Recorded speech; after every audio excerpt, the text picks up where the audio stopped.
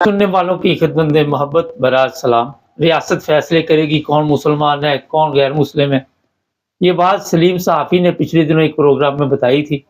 رانا عبدالرزاق صاحب سے پوچھتے ہیں کہ جو اسلامی تاریخ ہے یا جو بھی پچھلا دور گزرا اس میں جو ریاست فیصلے کرتی تھی وہ مانے جاتے تھے؟ جی اپنا عبدالرزاق صاحب، رانا صاحب۔ تاریخ سے ثابت ہے کہ کوئی حکومت بھی کسی کے ایمان کا فیصلہ نہیں کر سکتی، جیسا کہ آپ کو نظر آ رہا ہے۔ تاریخ پڑھیے گا، آپ کو یزید کا فیصلہ ماننا پڑے گا، جیسے کہ اس نے کہا تھا کہ حسین علیہ السلام باغی ہیں وغیرہ وغیرہ۔ تو اسی طرح پہلا تو جو عیسیٰ علیہ السلام کے وقت یہودی حکمران تھا، اس نے بھی عیسیٰ علیہ السلام کے بارے میں فیصلہ کیا تھا۔ آپ کو وہ بھی ماننا پڑے گا کہ عیسیٰ علیہ السلام واجب القتل تھے یا وغیرہ وغیرہ۔ اسی طرح فرعون کے فیصلے بھی آپ کو ماننے پڑیں گے جو موسیٰ علیہ السلام کے بارے میں اس نے کیے تھے۔ اسی طرح شداد کے آذر کے فیصلے بھی آپ کو ماننے پڑے گے کہ وقت کی حکومتوں نے ان کے ایمان کا فیصلہ کیا تھا، ان کے بارے میں فتاویٰ دیا تھا۔ اسی طرح بنو عباسیہ بنی امیہ کے ہزاروں فیصلے ہیں جو انہوں نے امام ابو حنیفہ کے بارے میں کیے یا باقی ائمہ دین کے بارے میں کیے۔ بعض کو کوڑے مارے، بعض کو جیل میں رکھا۔ اسی طرح کئی سائنسدانوں کو حکومت اسپین کی مسلمانوں نے یا باقی مسلمانوں نے جیل میں بند کر کے ان کو مار دیا، ان کے خلاف فتاوی دیے۔ کیا صحافی صاحب ان فتاویٰ کو مانتے ہیں؟ اگر ان فتاویٰ کو مانتے ہیں تو آئندہ بھی حکومت کو یہ اختیار دے دیں کہ وہ دنیا کے لوگوں کے ایمان کا فیصلہ کریں، لوگوں کو جو چاہے کرے۔ دین کے معاملے میں کسی حکومت کو کوئی حق نہیں کہ کسی کے ایمان کا فیصلہ کرے۔ یہ صحافی صاحب نے بالکل سری بولا ہے اور معلومات کی کمی کی بنا پر بولا ہے، ایسا نہیں ہوتا۔ آپ نے خود نہیں مانے، پاکستان نے حکومت وقت کے فیصلے مانے ہیں؟ کیا ایوب خان کے فیصلے مانے ہیں؟ مشرف کے فیصلے مانے ہیں؟ ضیاء الحق کے فیصلے مانے ہیں؟ بالکل نہیں مانے۔ اس سے ثابت ہوتا ہے کہ صحافی صاحب غلط بیانی سے کام لے رہے ہیں۔ کبھی بھی کوئی حکومت کو حق نہیں کہ ہیومن رائٹس میں یا حقوق العباد میں لوگوں کی ایمان کے فیصلے کرے۔ رانا صاحب یہ بتائیے کہ جو حکومت ہے یا جو بھی ریاست کے سربراہ ہوتے ہیں ان کی ذمہ داری کیا ہوتی ہے؟ ویسے تھوڑی سی بتا دیں ہمارے دیکھنے والوں کو۔ حکومت کی جو ذمہ داری ہوتی ہے حقوق العباد اور لوگوں کے حقوق کو پورا کرنا ہوتا ہے، ان کی صحت کا خیال رکھنا ہے، ان کے کھانے پینے کا خیال رکھنا ہے، ان کی نوکریاں دے، ان کے لیے سڑکیں بنائے، ان کے لیے پل بنائے، ان کے لیے جو بھی انسانی حقوق ہیں ان میں ان کی بہتری کے لیے کام کرے، ان کی بھلائی کے لیے کام کرے۔ حکومتوں کا یہ کام ہوتا ہے۔ ذرا موبائل ٹھیک کر لیں اپنا نا، تھوڑی آواز کاٹ۔ اچھا تو یہ ایک بڑا اہم سوال ہے، پاکستان کی گورنمنٹ یا پارلیمنٹ اس قابل ہے کہ لوگوں کو مسلمان یا غیر مسلم کہتی رہے؟ ان کی تو اپنی حالت کا بیڑا گرک ہوا ہے۔ پاکستان کی گورنمنٹ یا پاکستان کی پارلیمنٹ میں کے لیے آپ ضیاء الحق کا ایک وائٹ پیپر چھپا تھا 77 میں، اسے پڑھیں، اور آج کی پارلیمنٹ بھی اسی طرح کے ممبران پر مشتمل ہے۔ سارے چور ہیں، ڈاکو ہیں، بدعمل ہیں، جاگیردار ہیں، رشوت خور ہیں، ملاوٹ باز ہیں، پیسے بنانے والے ہیں، زانی ہیں، شرابی ہیں وغیرہ وغیرہ۔ ایسے لوگوں کا جو کریکٹر ہی نہیں ہے وہ قوم کے لیے کیا کریں گے، انسانوں کے لیے کیا کریں گے، دین کے لیے کیا کریں گے؟ جب خود کردار نہیں ہے ان کا، ان کے پاس کچھ بھی نہیں ہے، تو یہ لوٹ کھسوٹ والے لوگ ہیں، ان کو کیا پتا ہے اسلام کیا ہے؟ ان کو یہ پتا ہے اسلام آباد کیا ہے۔ رانا صاحب ہمارے جو صحافی ہیں وہاں پہ وہ سرکاری خرچے پہ حج پہ جاتے ہیں، عمرے پہ جاتے ہیں، کوئی ثواب ثواب ملتا اس کا؟ بالکل نہیں ملتا۔ عمرہ یا حج کا حکم ہے کہ اپنے پیسوں سے کیا جائے۔ ہمارے ملک میں تو سارے عمرے اور حج لوگوں کے پیسوں سے کیے جاتے ہیں۔ یہ نظریہ چینج کر دیا ہے، اسلام کا یہ نظریہ ہی نہیں ہے۔ یہ حج اپنے پیسوں سے کیا جاتا ہے، کوئی مقروض بندہ ہو اس کو حج کرنے کا فائدہ ہی نہیں ہوتا وغیرہ وغیرہ۔ ظالم ہو، قاتل ہو، راشی ہو، مرتشی ہو، ان کو عمرہ یا حج کا فائدہ ہی نہیں ہوتا کوئی بھی، جب تک وہ پہلے فلاحی کام نہ کرے، اپنا کردار برا ہو اور جا کر حج کر رہا ہے، آ کے پھر وہ حاجی کلاس ہاؤس کھول دے۔ یہ ہمارے ملک اور پاکستان کا حال ہے۔ نا صاحب یہ ایک بڑا اہم مسئلہ ہے پاکستان کا کہ لوگوں کو کافر کے فتوے دیے جاتے ہیں. اس کو میں تو کاروبار کہتا ہوں، بزنس ہے زبردست قسم کا آج کل وہاں پہ. تو آپ سمجھتے ہیں کہ اس طرح پاکستان کے جو حالات ہے وہ ٹھیک ہو جائیں گے؟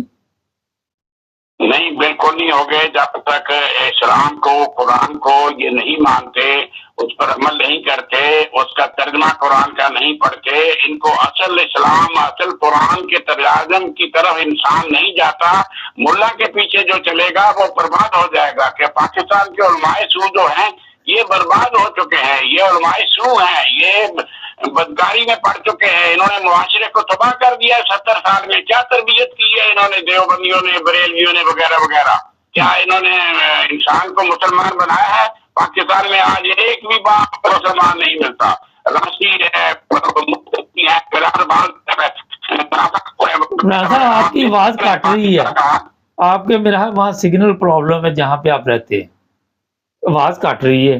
کیا وجہ ہے؟ ذرا دیکھیں، آپ چیک کریں. ٹھیک ہے، بولیں ذرا.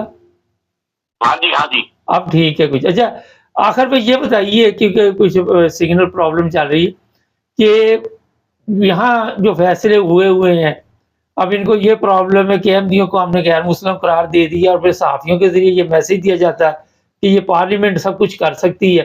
تو کسی کے کہنے سے کوئی فرق پڑتا ہے؟ کوئی کہتا رہے گی یہ غیر مسلم ہے، یہ کافر ہے؟ نہیں، بالکل نہیں فرق پڑتا. بات یہ ہے کہ لوگ کامن سینس سے کام نہیں لیتے. حکومتیں جابر حکومتیں ہیں، وہ اپنے من مرضی کے فیصلے کرتی ہیں. ضیاء الحق نے اور بھٹو نے یہ جو فیصلے کیے تھے وہ ناکام ہو چکے ہیں، وہ کاغذ کے ٹکڑے رہ گئے. پھر پاکستان میں جو احمدیوں کے حقوق رسم کیے گئے ہیں وہ ہمیں ساری دنیا میں مل رہے ہیں سوائے پاکستان کے. یہ ناکام ہو چکے ہیں، اور ایسا نہیں ہونا چاہیے. کسی حکومت کو بھی کسی کے ایمان کا فیصلہ نہیں کرنا چاہیے. بہت شکریہ رانا صاحب. نادین معذرت چاہتے ہیں، کوئی 2 دفعہ ٹرائی کی، سگنل کی کوئی پرابلم تھی. رانا صاحب کی آواز سمجھ تو آ رہی ہے لیکن جس طرح کوالٹی ہم چاہتے ہیں وہ نہیں مل سکی آج. اچھا، اب میں آپ کو بتاؤں، یہ جو صحافی ابھی میں بات کر رہا، سلیم صحافی، سوشل میڈیا پہ اس کو لوگ اچھا نہیں سمجھتے. ان کو پتا ہے یہ لفافہ صحافی ہے، اور اس کا کردار، اس کے جو حالات ہے وہ آپ سب کے علم.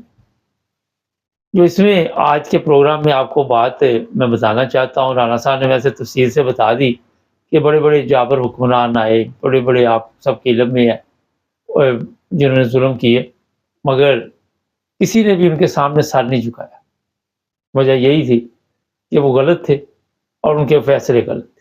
یزید لے لے، جس طرح اور بھی ذکر ہوا. اب یہ جو صحافی ہیں ان کو استعمال کیا جاتا، ان سے یہ بیانات دلوائے جاتے، یہ ایک فرمائشی پروگرام ہوتے ہیں، پیسہ خرچ کرتی ہے گورنمنٹ اس میں، اور وہ کسی حد تک اس لیے کامیاب ہو جاتے ہیں کہ جو عوام ہے ان میں اتنا شعور نہیں ہے، وہ جاہل عوام ہے. اور جب آپ کو اس طرح کے جاہل لوگ مل جائیں گے جو صحافی بھی بن جائیں گے، ظاہر اسی عوام سے وہ جاہل اوپر آیا ہے نا. کوئی امریکہ سے پڑھ کے تو نہیں آئی ہے، انگلینڈ سے پڑھ کے تو نہیں آیا نا. تو ان کو پھر دیانتداری سے صحافت کی پیشی کا بھی علم نہیں ہوتا.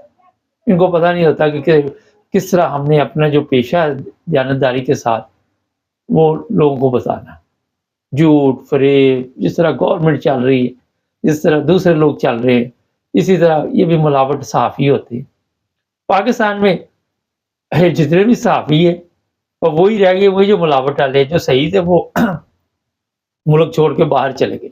وہ پاکستان میں رہ نہیں سکتے کیونکہ وہ سچ بولیں گے تو ان کے لیے مشکل پیدا ہو. اور وہی لوگ ملک چھوڑ کے گئے.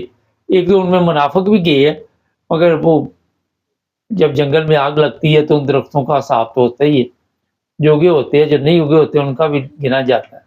اسی طرح یہ بھی میں بتا دیتا ہوں، کچھ چند ایک ایسے بھی ہیں باہر جو خود اس طرح کے کام ڈالتے ہیں کہ پتہ چل جاتا ہے کہ ان کے پاس علم کتنا ہے. پچھلے دنوں ایک اور صحافی کا میں نے رگڑا نکالا تھا، صابر شاکر کا. وہ بھی کسی کو کچھ کہہ رہا ہے، واجب القتل ہے، کوئی کچھ ہے. اور ایک بندے نے لکھا تھا جی اس نے یہ بات نہیں کی، تو نیچے میں نے پوسٹ اس کی لگائی ہوئی تھی. جو بندہ بھی اس کا وکیل تھا اس کو بھی یہ پوسٹ بھی دیکھنی چاہیے. خیر، ہر بندے کا ذاتی مسئلہ.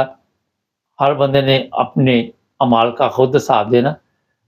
ہمارا جو سب سے بڑا پاکستان کا مسئلہ ہے کہ لوگوں کو کہتے ہیں کہ آپ کو بس آخرت کی فکر رکھنی چاہیے، دنیا کی کوئی فکر کی ضرورت. یہ بڑا ہی ایک آپ کو بتا دوں کہ قوم کو گمراہ کرنے کے لیے جو لفظ استعمال کیا جاتا ہے بیکار ہے. زندگی بھی اچھی گزارنی چاہیے. جب آپ اچھی زندگی گزاریں گے تو ظاہر ہے حلال کی کام کریں گے تو آخر پہ بھی پھر کچھ نہ کچھ اچھے ملے. چینل کو سبسکرائب کریں، جڑے رہیں بات.